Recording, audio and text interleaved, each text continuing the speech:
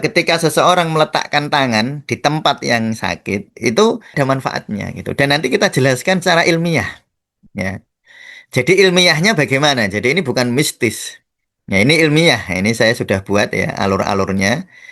Bagaimana sistem saraf nanti berpengaruh ketika seseorang itu apa namanya menyentuh sesuatu ya. Mengapa seseorang itu melatih kepekaan zikirnya itu bermanfaat buat apa ya? Atau tujuan zikir adalah tatmainul qulub, ketenangan hati dan itu bisa apa diupayakan atau diikhtiari dengan cara kita melatih kepekaan. Kepekaan, nah saya nyebutnya ya kepekaan energi zikir. Kita bisa tadi melatih bagaimana kulit merespon getaran atau reaksi fisik. Ya, jadi ternyata zikir itu ya menggetarkan kulit. Ya, atau apa mempengaruhi kulit. Ya. Nanti ada 19 video yang akan kita praktekkan ya. Yang apa latihan pokok adalah perhatian kepada kulit ya, perhatian kepada tangan. Jadi bagaimana cara kita melatih kepekaan kita. Ada napas jantung, ada napas tongkat Musa. Lalu ini ya, latihan kepekaan tubuh, latihan kepekaan tangan, latihan kepekaan jari, dan seterusnya.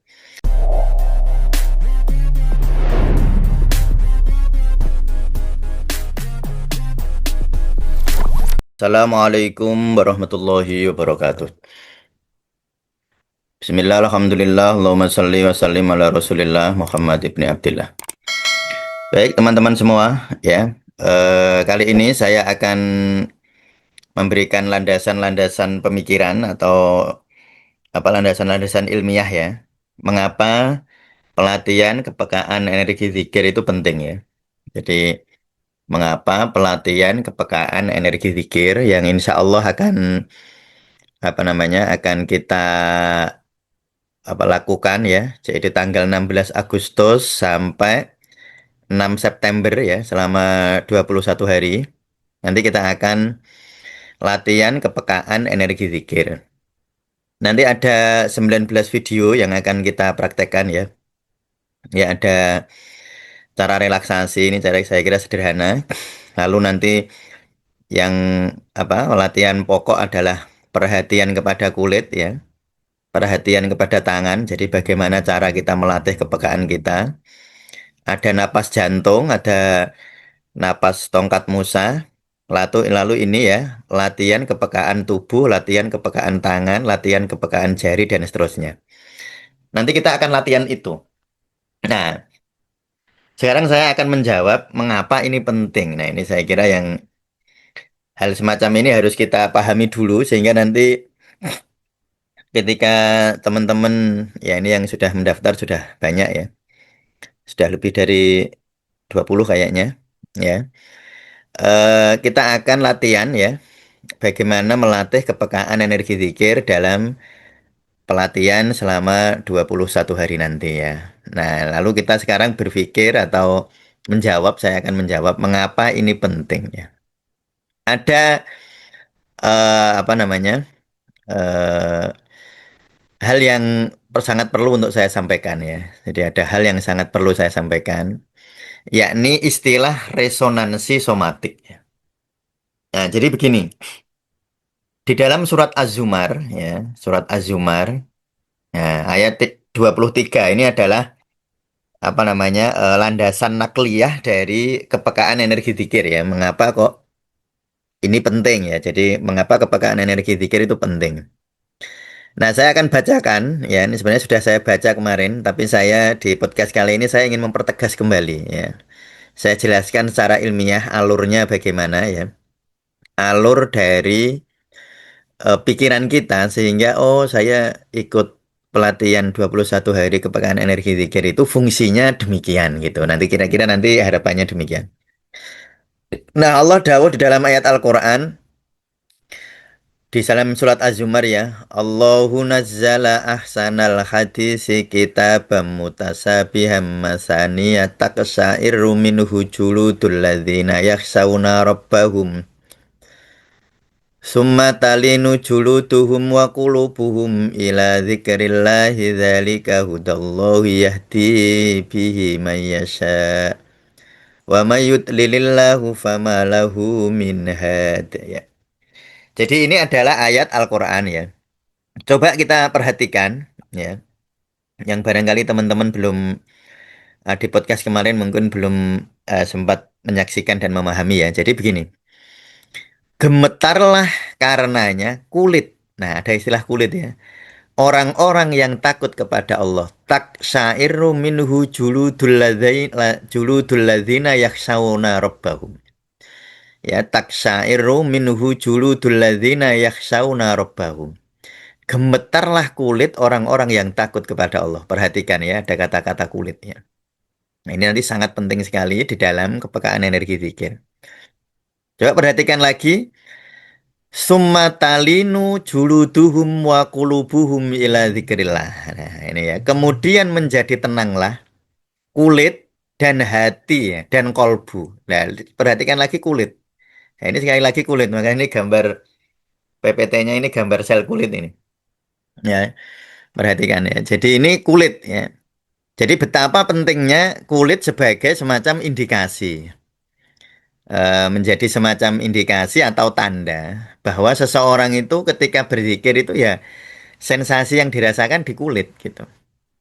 Ya karena tadi orang yang takut kepada Allah itu taksairu kulitnya, kulitnya bergetar. Ya. Jadi kalau orang berzikir lalu muncul perasaan haibah istilahnya ya.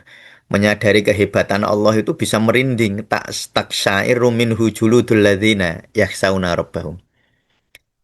Atau nanti setelah dia zikir ternyata kulitnya bisa tenang. Ya, summatalinu juluduhum wa qulubuhum. Nah, ini uniknya. Jadi tenangnya kulit itu mendahului tenangnya kolbu. Nah, ini nanti hipotesa kita, ya, jadi analisis kita mengapa seseorang itu melatih kepekaan zikirnya itu bermanfaat buat apa? Ya, memang tujuan zikir itu kan ingat kepada Allah. Dan kita bisa memperkuatnya atau tujuan zikir adalah apa namanya? eh tatmainnul qulub, ketenangan hati dan itu bisa diupayakan atau diikhtiari dengan cara kita melatih kepekaan. Kepekaan, nah saya nyebutnya ya kepekaan energi zikir. Itu jadi sangat penting sekali saya kira ya. Jadi pelatihan ini nanti akan melatih kita untuk semakin peka terhadap zikir kita. Nah, nanti kita akan latihan, maka nanti ada latihan ini tadi ya. Mengapa latihannya kok ada? Misalnya latihan perhatian kepada kulit, latihan perhatian kepada tangan, dan ini tadi yang pelatihan B4 ini. Latihan kepekaan tubuh, latihan kepekaan telapak tangan, kepekaan jari ya. Mengapa ini penting? Ya, itu. Ya, jadi satu karena ini, jadi dalil atau landasan nakliyahnya itu ini. Jadi taksairu minhu juludul ladzina yakhshawna rabbahum, yaitu gemetarlah kulit orang-orang yang takut kepada Allah. Summa talinu juluduhum wa qulubuhum ila dzikrillah. Nah, jadi ketika dia mengingat Allah, maka kulitnya menjadi tenang. Nah, ini ya. Nah, jadi dari surat Az-Zumar ayat 33 ini, dari wahyu dari Allah ini, kita bisa tadi melatih bagaimana kulit merespon getaran atau reaksi fisik. Ya, taksairu tadi, gemetar. Jadi ternyata zikir itu ya menggetarkan kulit, ya, atau mempengaruhi kulit. Ya. Dan lalu ada terjadi relaksasi somatik, terjadi ketenangan kulit. Makanya hati menjadi tenang. Ya, ini urut-urutannya tadi. Kulit dulu ya, summatalinu juluduhum wa qulubuhum ila dzikrillah. Ya, ini adalah landasan nakliyahnya ya, landasan nakliyahnya. Nah, sebelum sampai ke sana, nanti di dalam pelatihan ini juga kita akan latihan ini ya. Bagaimana mengalirkan energi ya dalam tanda petik teman-teman tidak perlu terlalu mistis atau terlalu material ya terlalu materialis ketika memahami ini yaitu bagaimana mengalirkan energi itu melalui kepekaan telapak tangan kita bagaimana mengalirkan energi ke air putih bagaimana mengalirkan energi ke orang lain ya. Ya, itu penting. Nah itu kenapa nanti ada latihan itu dan nah ini nanti ada dasarnya ya. Jadi nanti kita akan jelaskan mengapa apa namanya, melalui tangan kita, kita itu bisa eh, meletakkan ketika kita sudah berzikir lalu menimbulkan ketenangan, kita bisa memvibrasikan ketenangan kita itu baik kepada tubuh kita atau kepada orang lain. Nah, ini dalil akliyah nakliyahnya itu sebuah hadis ya. Jadi ada sebuah hadis itu gini. Idza ta'alam fi jasadika do yadaka ala ladzi ta'alam min jasadika wa qul bismillah salasa marot. Nah, ini nanti ada lanjutan sebenarnya hadis ini. Wa qul bismillahi wa qudratihi a'udzu billahi wa qudratihi min syarri ma ajidu wa ukhadir, itu lebih lengkapnya. Tetapi yang ingin saya bahas adalah begini, mengapa tangan kok harus diletakkan di tempat yang sakit? Ya. Jadi mengapa tangan kok diletakkan di tempat yang sakit? Ya, baik. Kalau ini adalah petunjuk Rasulullah, pasti ada manfaatnya. Ya. Jadi kita akan apa namanya? Ketika seseorang meletakkan tangan di tempat yang sakit, itu ak- karena ini adalah rekomendasi yang dari Rasulullah, kita akan meyakini bahwa ini ada manfaatnya gitu. Dan nanti kita jelaskan secara ilmiah. Ya. Jadi ilmiahnya bagaimana? Jadi ini bukan mistis. Ya, ini ilmiah. Ini saya sudah buat ya alur-alurnya. Bagaimana sistem saraf nanti berpengaruh ketika seseorang itu apa namanya menyentuh sesuatu ya. Ketika seseorang itu menyentuh sesuatu, nanti kita akan jelaskan ya bagaimana mekanisme sentuhan itu kok bermanfaat. Nanti kita jelaskan melalui apa namanya kalau di dalam neuroscience itu sinkronisasi dan koregulasi ya. Nanti ada istilah seperti itu. Nanti kita akan memahami itu sehingga kita meyakini ini bukan hanya sekedar sentuhan, ternyata sentuhan itu membawa manfaat yang besar gitu.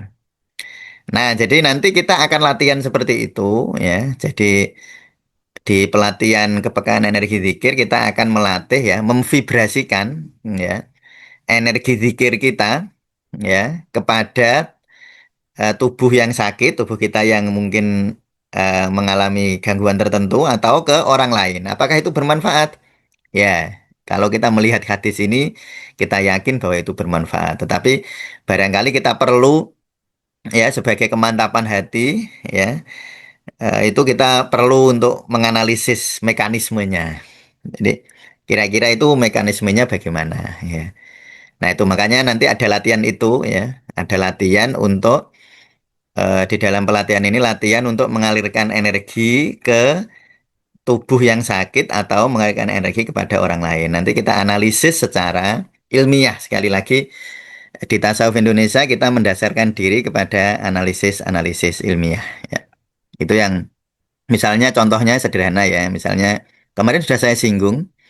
Misalnya bagaimana mekanisme ya manfaat latihan sensasi somatik ini atau lebih umumnya latihan kepekaan energi zikir ini dilihat dari sisi gelombang otak.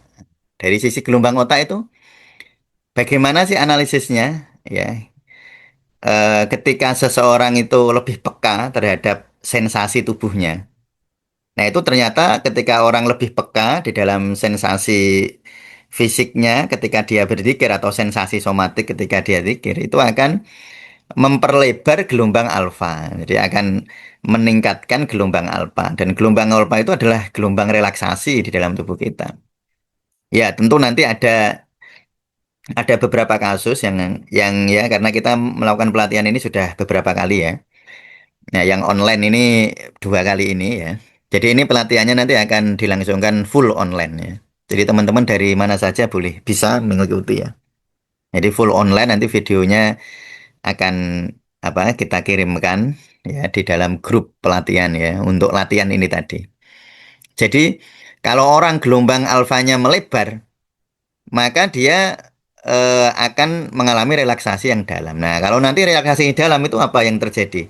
Nanti akan menurunkan stres, menurunkan overthinking, mendukung regulasi emosi. Nanti memperkuat kemampuan mengenali sinyal dari dalam tubuh yang sebelumnya tidak disadari. Nah, itu nanti. Nanti kita jelaskan melalui analisis gelombang alfa. Juga bisa dijelaskan melalui TCM. Nah, jadi kedokteran timur pun bisa menjelaskan mengapa menyentuh atau mengapa kepekaan itu memiliki manfaat.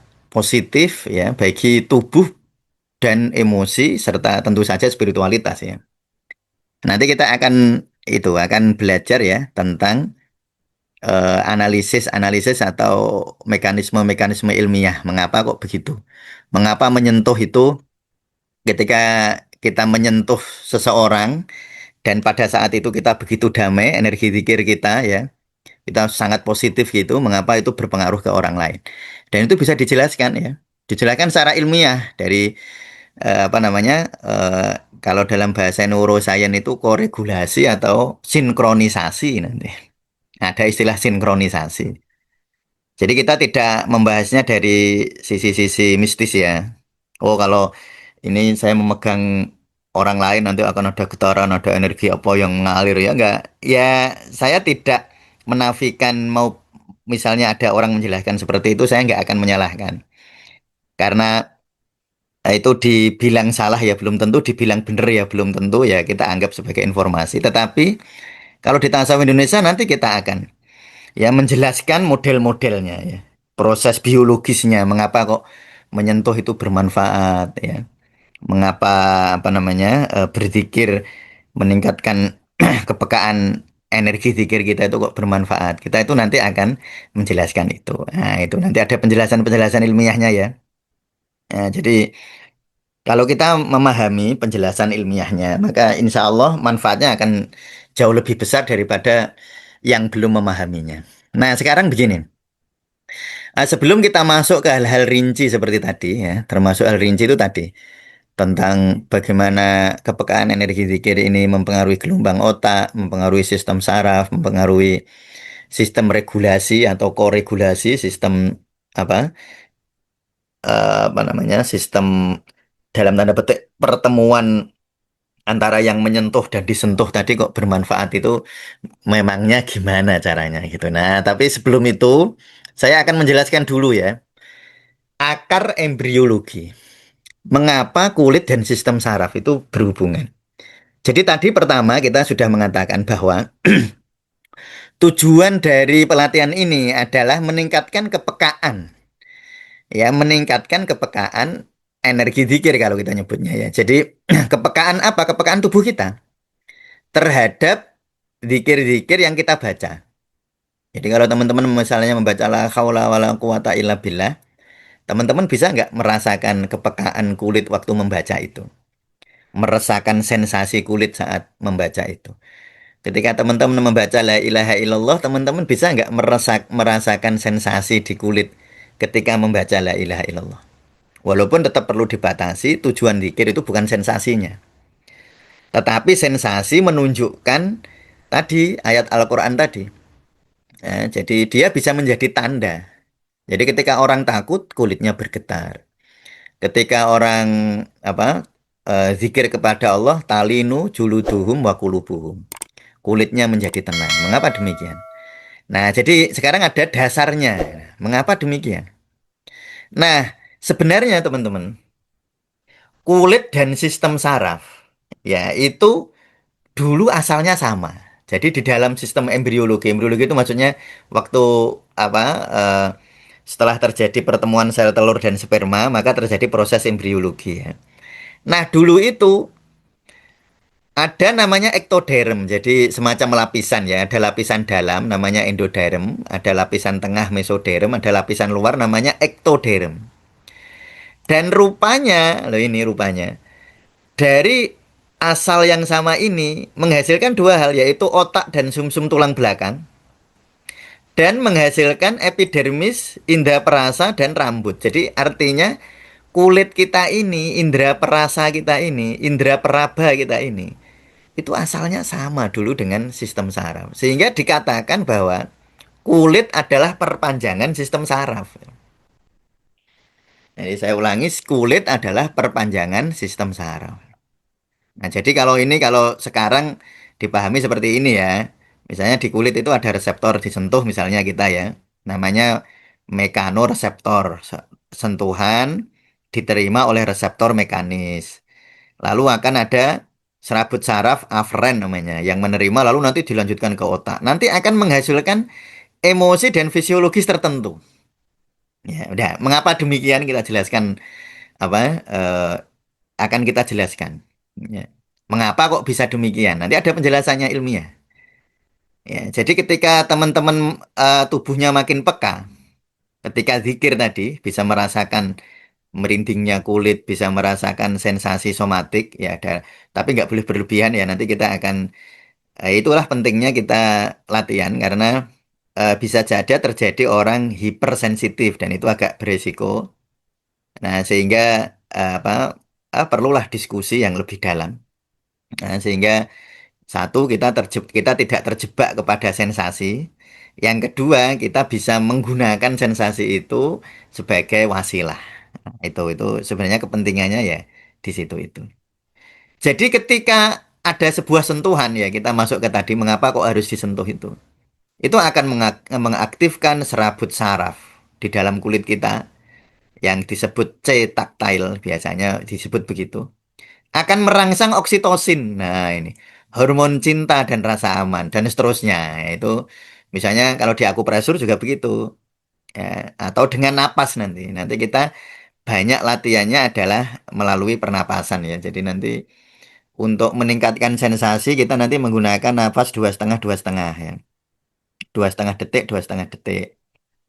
Nah, ini terutama untuk meningkatkan kepekaan di punggung ya, di punggung di di saraf tulang belakang. Nanti menggunakan ini. Nanti ada napas 24, ada nafas 48, ada nafas untuk meningkatkan energi ya, energi biar kita lebih peka gitu, nafas 26 dan seterusnya. Kita nanti menggunakan napas gitu.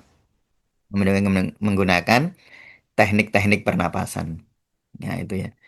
Nah, jadi begitu ya. Jadi kulit adalah perpanjangan sistem saraf. Artinya apa? Ketika seseorang menjadi peka, maka nanti akan mempengaruhi sistem saraf ya. Lebih mempengaruhi sistem saraf karena ada hubungan antara kulit dan sistem saraf. Itulah mengapa kita perlu latihan kepekaan energi zikir itu. Ya, karena ini dasarnya embriologi tadi.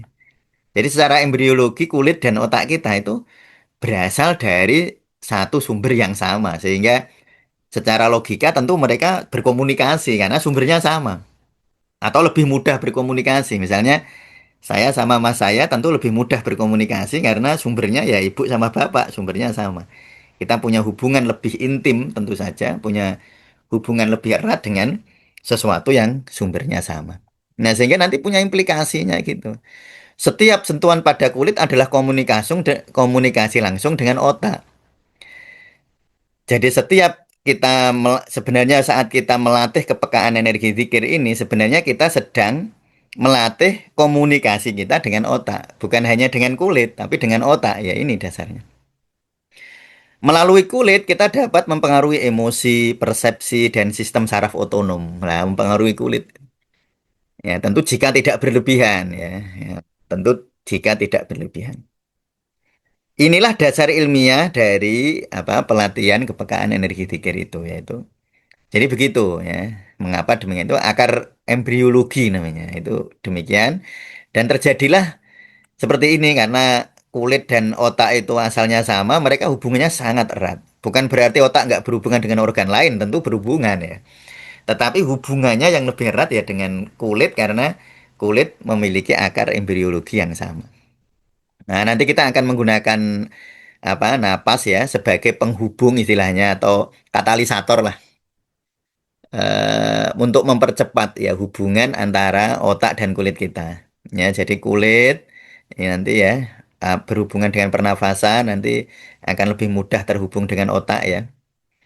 Itu nanti kita akan latih itu. Jadi napas yang teratur menjadi kunci membuka pintu ketenangan pada kulit dan kedamaian pada hati. Jadi napas nanti kita pakai napas. Saya kira saya membahas itu sudah sangat sering ya, terutama hubungan saraf dengan hubungan saraf dengan sistem saraf otonom ya. Di ngaji zikir nafas kita sudah sangat sering kita bahas ya. Nah, apalagi ini jika kita di dalam apa konteks-konteks ilmu trauma ya. Nah, ada pendapat semacam ini dan pendapat ini saya kira logis ya. Jadi sebenarnya gini, kulit itu bukan hanya pelindung tubuh, tetapi menyimpan pengalaman hidup yang belum selesai. Ini ada hipotesa semacam itu. Ya, hipotesa ini bisa dikritisi. Ya, silahkan dikritisi misalnya eh, teman-teman misalnya kurang sepakat. Tetapi eh, saya men- saya merasa ini hipotesa ini logis ya, logis. Nah, sehingga kita itu sering menemukan orang, dia itu merasa mati rasa, kebas, nyeri, panas, dingin, tegang, tetapi secara medis itu mereka normal. Nah, ini menurut hipotesa ini, mengapa terjadi mati rasa, nyeri, panas, dingin, tegang, walaupun secara medis normal, itu karena adalah upaya trauma untuk memunculkan, mengandani istilahnya, memberitahu kita bahwa ada sesuatu yang harus kamu lepaskan. Ya, ada sesuatu yang harus kamu lepaskan. Nah, itu nanti kita belajar. Oleh karena itu, ketika kita berzikir, lalu terjadi kulit merinding, ya, kulit itu merinding, bergetar, itu memungkinkan terjadinya rilis stres, rilis trauma yang mungkin ada di dalam diri kita karena trauma itu bisa disimpan di dalam, ya, kalau di dalam apa hipotesa tadi, trauma memang tersimpan di dalam kulit kita. Nanti kita akan bahas itu ya. Nah, kita akan bahas itu. Nah, mengapa getaran di kulit itu bermanfaat untuk pelepasan trauma? Ya, seperti karena itu tadi trauma itu tersimpan di fascia. Fascia itu jaringan di bawah kulit lah ya, lalu di otot, di kulit ya. Nah, jaringan fascia dapat menegang dan menyimpan memori trauma. Otot dapat menahan ketegangan, nyeri, dan pola gerakan trauma. Kulit adalah organ sensorik yang menyimpan pengalaman. Jadi pengalaman bukan hanya disimpan di otak. Bukan hanya di otak, tubuh juga menyimpan pengalaman. Jadi memori bukan hanya di otak, tapi memori juga ada di dalam sel-sel tubuh kita. Nah, jadi terus ada seorang ahli, ya ini bukunya sudah sangat sering kita baca ya, Bessel van der Kolk, tubuh tidak pernah bohong. Nah, makanya itulah apa namanya hikmah ya. Kalau kita baca surat Yasin, al-yauma nakhtimu ala afwahihim wa tukallimuna aydihim wa tashhadu arjuluhum bima kanu yaksibun. Jadi nanti tubuh kita itu jadi saksi karena tubuh itu nggak pernah bohong. Ya ini. Jadi apa ini dalam buku ini ya, di dalam buku The Body Keeps the Score, teman-teman bisa mendapatkan kesimpulan-kesimpulan semacam ini bahwa tubuh sebenarnya apa tadi memori bukan hanya di otak, tetapi tubuh juga mengingat apa yang pikiran lakukan. Nah, itu nanti ya itu nanti ada penjelasannya semacam penjelasan lewat bisa dijelaskan lewat ilmu saraf ya, melalui regulasi dan resonansi ya, bisa dijelaskan melalui ilmu gelombang otak ya. Ya, bisa kita jelaskan melalui logika-logika ilmiah semacam itu. Nah, ya. Jadi ini ini nanti yang akan kita pelajari dan bukan hanya belajar ya, nanti di pelatihan ini nanti kita akan melatih, melatih ya, bukan hanya belajar ya, melatih, melatih untuk meningkatkan kepekaan energi pikir yang nanti insya Allah bisa apa namanya bisa kita manfaatkan untuk diri kita sendiri, misalnya kalau lelah atau capek atau tubuh kita nggak nyaman bisa kita pegang. Ya, jadi energi istilahnya dalam tanda petik memvibrasi. Memvibrasi energi zikir kita ke tubuh kita atau ke tubuh orang lain. Ya, atau ke orang-orang terdekat kita. Nah, jadi nanti akan kita jelaskan ya hal-hal semacam itu logika ilmiahnya bagaimana pada saat kita eh, mengadakan pelatihan ini yaitu pelatihan kepekaan energi zikir. Ya, jadi betapa pentingnya kulit ini ya. Ini jadi nanti menjelaskan apa namanya banyak penjelasan tentang logika-logika ilmiah semacam ini. Ya, jadi bagi para peserta saya mohon untuk tidak menganalisis kepekaan itu wah nanti ada jinnya ada apa namanya energi positif negatif yang kita bayangkan seperti itu jangan nanti saya khawatir justru cara-cara seperti itu malah membuat kita halusinasi nanti ya. Nah, jadi begini ya teman-teman ya. Di dalam ilmu biopsikologi modern, ya ini saya ambil dari buku biopsikologi modern, buku textbook lah untuk biopsikologi, sangat lengkap bukunya. Itu begini, antara pikiran, ya, antara pikiran, perasaan, lalu reaksi fisiologis dengan tubuh kita itu saling mempengaruhi. Jadi ini pikiran, tubuh dan emosi itu berkomunikasi dalam bukan komunikasi verbal ya, mereka terhubung gitu. Jadi kalau orang misalnya saya kasih contoh, orang kalau takut atau cemas berkeringat, ya, keringat dingin keluar, jantung berdebar, napas cepat, merinding, dingin di telapak tangan misalnya. Ya, kalau marah wajah merah, panas di wajah, tegang di bahu, radang, rahang mengatup. Kalau orang sedih, dada terasa berat, napas pendek, tenggorokan mengganjal, energi menurun. Kalau orang bahagia, rileks, hangat di dada, tubuh terasa dingin. Artinya apa? Bahwa perasaan mempengaruhi tubuh. Perasaan, pikiran itu mempengaruhi saling ya, bukan bukan linear atau bukan satu arah, tapi dua arah. Tubuh juga bisa mempengaruhi pikiran dan perasaan. Sehingga ketika nanti kita peka di sini, peka di kulit di dalam tubuh kita bisa mempengaruhi atau mengintervensi istilahnya kalau bahasa terapi ya, mempengaruhi pikiran dan perasaan kita. Makanya tadi saya sampaikan ketika seseorang peka terhadap energi pikirnya, pikiran dan perasaannya akan lebih tenang. Nah, jadi di biopsikologi modern itu begitu. Nah, cuma kita itu sering begini teman-teman. Ya, sering begini kita itu.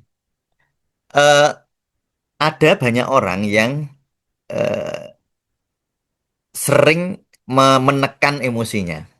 Ya, sehingga contoh begini, kita takut lalu kita tremor misalnya. Kita takut kita ndredeg tremor. Lalu kita nggak mau, lalu kita tekan tadi. Nah, ketika penekanan itu terlalu sering, lama-lama yang terjadi adalah komunikasi antara tubuh, pikiran, dan perasaan nggak jadi berkurang komunikasinya. Hubungannya jadi terhambat. Ya mengapa? Karena dilatih untuk nggak mau berkomunikasi tadi. Nah itu nanti efeknya jadi macam-macam. Ya efeknya biasanya jadi problem penyakit psikosomatis. Ya. Dan yang paling sering ditekan tuh reaksi fisiologis. Maka banyak orang, ya banyak saya katakan karena saya sering menemukan ya. Ada orang yang sebenarnya dia marah tapi tubuhnya biasa. Harusnya orang itu kalau marah, harusnya tubuhnya ikut ikut merespon terhadap kemarahan itu. Ketika orang sedih, harusnya tubuhnya begini ini contohnya. Tetapi nanti karena sering ditekan, sehingga orang jadi tidak sensitif lagi terhadap reaksi tubuhnya. Dan itu beresiko, karena harusnya saling berkomunikasi. Tetapi kita buat untuk tidak berkomunikasi. Jadi misalnya eh, ketika tiga hal ini itu saling berkomunikasi, lalu kita buat mereka tidak berkomunikasi, lah itu tidak hukum alam. Itu tidak alamiah, itu bukan fitrahnya. Nah, sehingga kepekaan energi zikir itu sebenarnya melatih kepekaan ini sehingga yang awalnya dulu kita peka lalu tidak peka karena kita tekan, kita sekarang latihan untuk membuat dia peka lagi gitu. Nah, nanti manfaatnya ya banyak. Nanti manfaatnya akan saya jelaskan di konten berikutnya ya. Tetapi sekali lagi kita membahasnya dari konteks-konteks ilmiah ya. Jadi kita nggak bahas jin, energi positif, negatif dalam artian apa fisik yang mungkin teman-teman bayangkan. Kita nggak. Kita nanti akan apa namanya akan melatih secara apa logika yang kita bangun tuh logika ilmiahnya. Ya. Ya jadi harusnya seperti ini teman-teman. Pikiran aman, misalnya pikiran aman. Nanti mempengaruhi emosi jadi lebih tenang, lalu tubuh menjadi lebih enak gitu. Atau sebaliknya ketika pikiran tidak tenang, emosi jadi apa? Jadi dinamis atau emosi jadi negatif gitu. Lalu tubuh harusnya tidak nyaman. Nah, tetapi banyak sekali kejadian orang yang tubuhnya sudah nggak sensitif lagi, nggak peka lagi tubuhnya itu. Tubuhnya tidak lagi peka terhadap apa namanya sebuah dinamika emosi dan pikiran. Padahal kalau kita tadi ya kayak Rasulullah tadi ngendikan bahwa kalau tubuh kita sakit, nyeri kita pegang. Nah, sayangnya kita sering menekan rasa sakit itu sehingga kita nggak ngerti ini yang saya pegang yang mana. Nah, ini yang Makanya di pendidikan 200 jam ya menjadi praktisi tasawuf itu, teman-teman yang sedang mengikuti itu kan saya selalu sampaikan hal semacam ini ya. Jadi kalau orang sakit terapi cepatnya ya dipegang aja itu rekomendasi Rasulullah begitu. Dok yadaka alaladi ta'alam ya. Dok yadaka alaladi ta'alam. Peganglah di tempat yang sakit itu ya. Kalau dipegang di tempat yang sakit, ya itu tadi sambil kita bacakan ayat-ayat Al-Quran. Nah, tetapi kalau kita nggak tahu mana yang nyeri karena kita terlalu tadi sering menekan tadi, nah jadinya kita bingung yang kita pegang yang mana. Nah, itulah pentingnya pemeriksaan itu ya teman-teman, ini terutama yang mengikuti program 200 jam ya. Mengapa memeriksa pasien itu penting sekali? Menanyakan respon fisik dan emosinya itu kok penting sekali itu kenapa? Ya ini nanti alasannya itu. Ya, itu ya sebagai apa eh, bukan pendahuluan ya karena yang sudah ada pendahuluan kemarin ini sebagai langkah untuk memahami mengapa pelatihan apa kepekaan energi zikir itu penting ya. Jadi nanti jika teman-teman punya kesempatan nanti silahkan diikuti ya. Nanti akan diadakan tanggal 16 Agustus sampai 6 September ya. Tentang biaya dan dapat apa saja ya. Jadi nanti akan dapat apa saja biaya. Teman-teman bisa menghubungi admin Tasawuf Indonesia di deskripsi ya, di deskripsi di sudah dicantumkan itu. Teman-teman bisa menghubungi nomor WA-nya. Saya kira demikian, teman-teman. Terima kasih sekali ya. Semoga bermanfaat. Assalamualaikum warahmatullahi wabarakatuh.